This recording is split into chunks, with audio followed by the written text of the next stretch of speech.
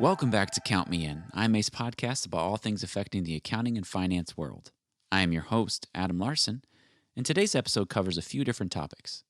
Chris Clulow, corporate controller of Cummins, talked with Mitch about leadership, technology trends in the industry, and the combination of the two for managing challenges associated with today's crisis and its working conditions. At the end of their conversation, Chris also shares a unique perspective on the future of the accountant. Let's head over and listen to the conversation now.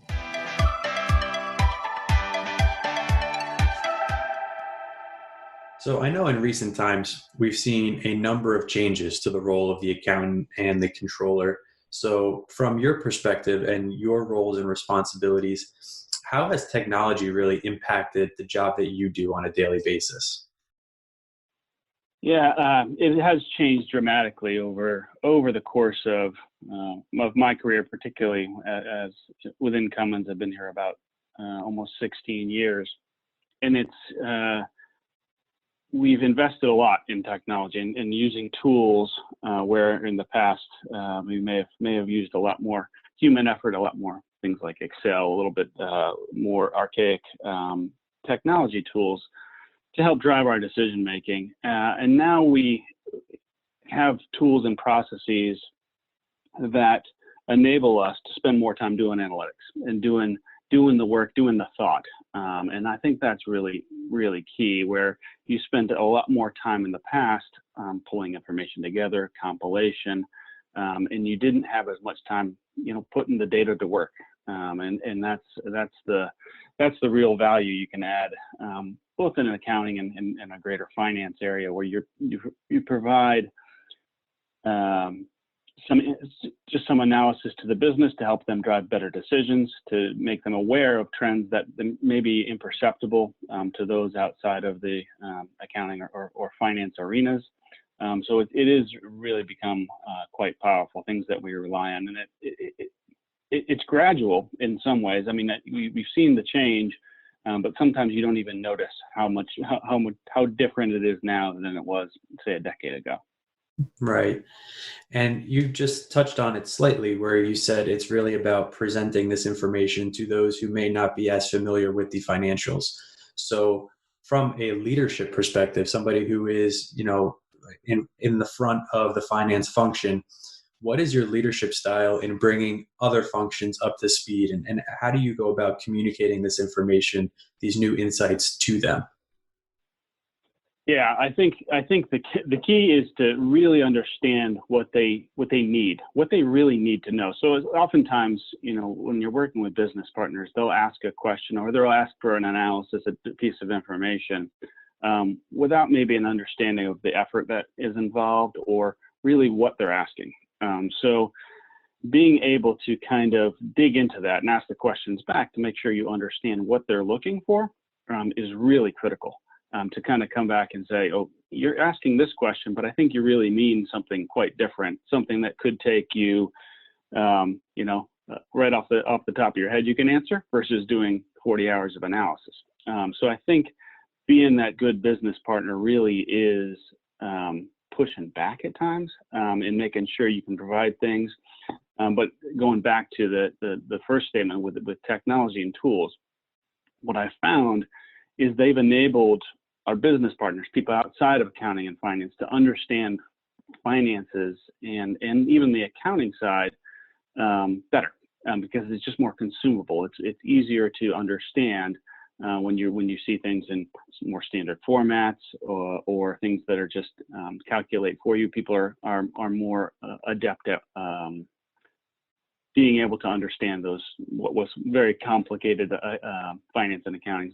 There's still areas certainly within accounting that people do not understand, and it's breaking it down to what do they really need to know, instead of going into the depths and plumbing the depths of what came out from the FASB and why these things are important. Oftentimes a business partner doesn't need to know that level of depth. You can just kind of bring it up to more of a 50,000 foot level of what they need to know and why. That's great. And I think obviously today, everybody dealing with the crisis that's going on and the remote work, I'm sure the technology that you're implementing has certainly enabled business continuity, and you're able to just kind of go about your day business as usual, but there is a little bit of a setback, I would guess, when it comes to the interaction and the communication and the leadership cross-functionally, because you might not be able to have these face-to-face conversations or these explanations. So I'm just curious if you've noticed anything along those lines at Cummins, and what your experiences have been since kind of shifting to this new remote work style. Yeah, that is, you definitely miss out on the informal communications, and certainly the nonverbal. Oftentimes, you may do some video conferences here or there, but you're oftentimes talking on the phone, talking on Skype or Zoom, and you miss out on that, the bumping into somebody in the hallway, or seeing somebody at lunch, where you can have the conversations where you can actually keep things moving forward at a greater pace, and you can kind of make sure you're understanding the needs of the business. I am at the same time very pleasantly surprised at the continued progress we can make, and that is somewhat owing to technology, but also to the creativity of the people, of being able to continue to do their jobs working remotely and finding different ways to connect, whether it's just having informal Zoom sessions daily with their teams, using WhatsApp or text, or anything under the sun from a technology perspective. I know even teams within my group are having kind of FaceTime happy hours, just to keep that connectivity together and making people feel like part of a team. And I think that's really important. It is definitely more difficult. I think this sounds strange to say it in this way, but one of the advantages we have colleagues within China who've been through this just very recently, and they've been incredibly helpful in how they steered through it. Many of them are still in lockdown. For those, we have some plants in locations in Wuhan that are just coming out of it now after over 8 weeks. But they found a way to communicate, to keep the business going, and to really keep it moving forward. And I think that was their coaching has helped us a lot. You actually beat me to my next question, because I know Cummins is global, and particularly your role overseeing a lot of the global accounting. You touched on it a little bit, but have there been any global challenges since going to this, remote work? And I assume much of what you did was done obviously remotely anyway, but was there any part of this that maybe your global offices are feeling the effects, and you're kind of coaching them through it also? Is there any reverse to this global relationship? Yes, there is. And I think, there's challenges depending where you are in the world.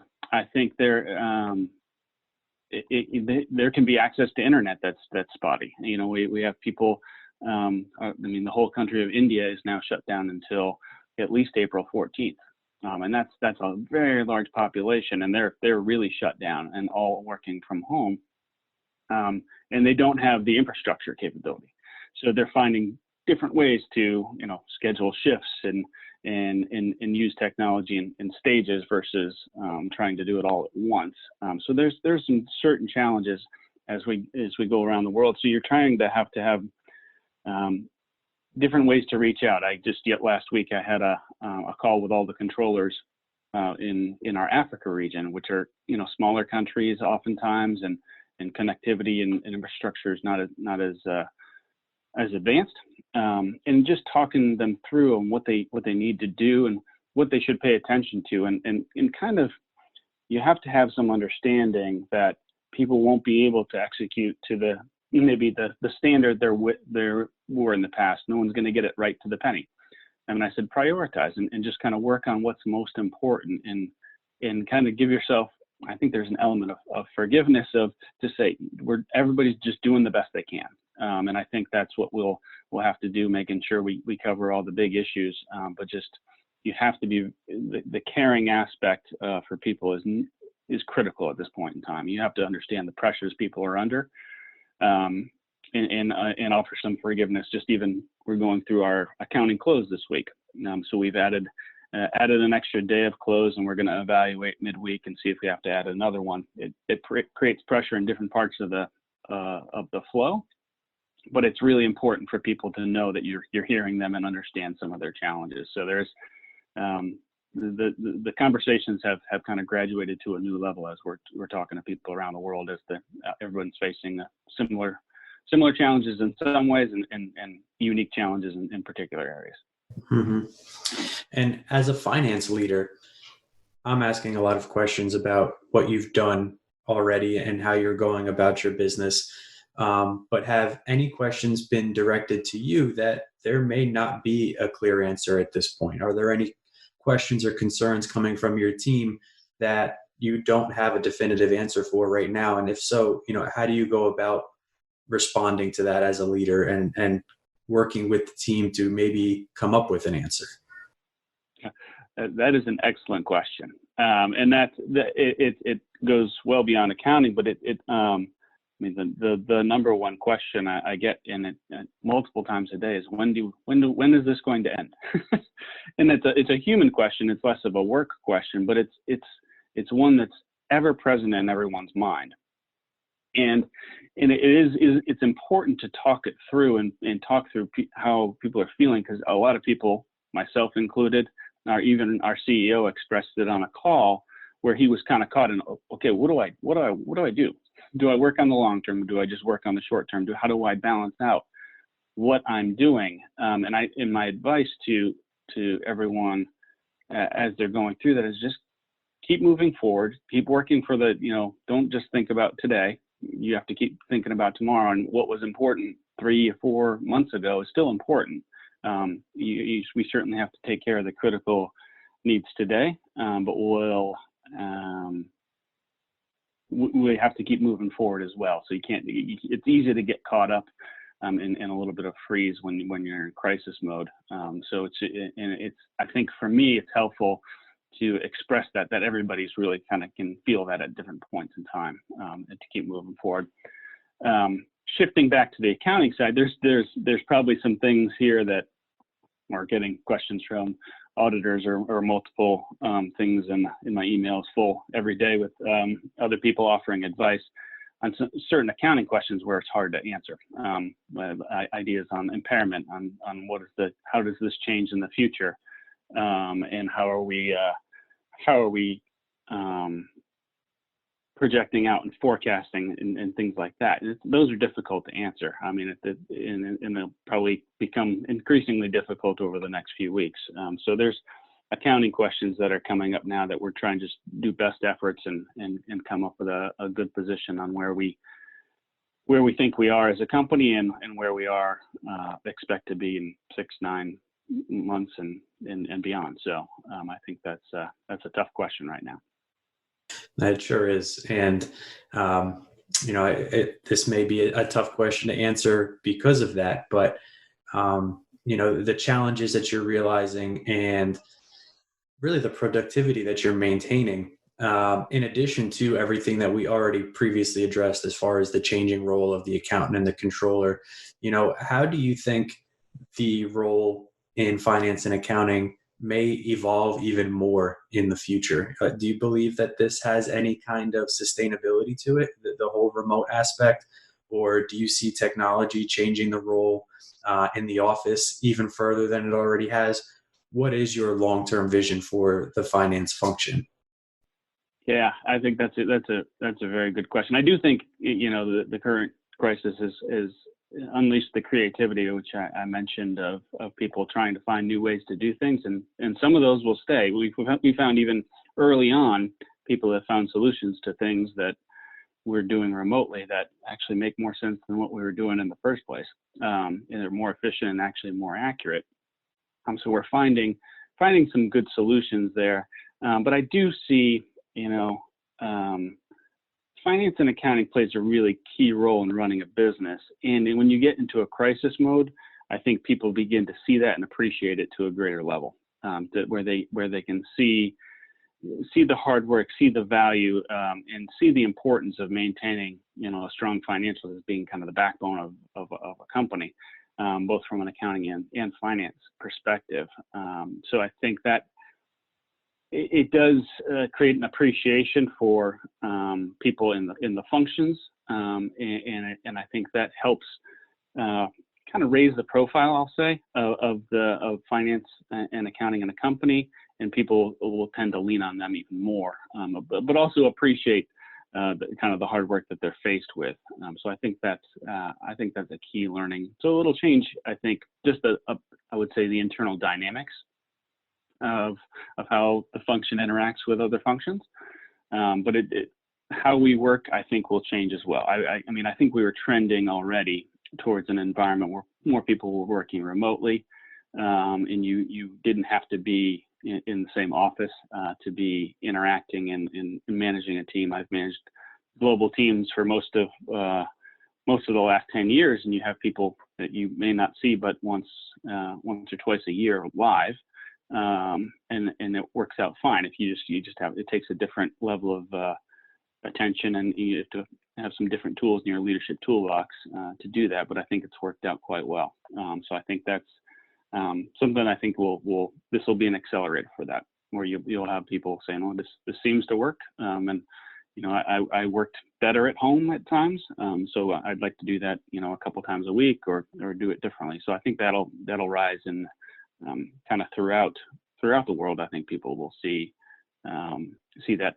Granted, once we're free to move about, I think people will be running all over the place. But I think in the long run, I think people will see some value of working remotely, and that it's a completely viable solution in almost every part of our function.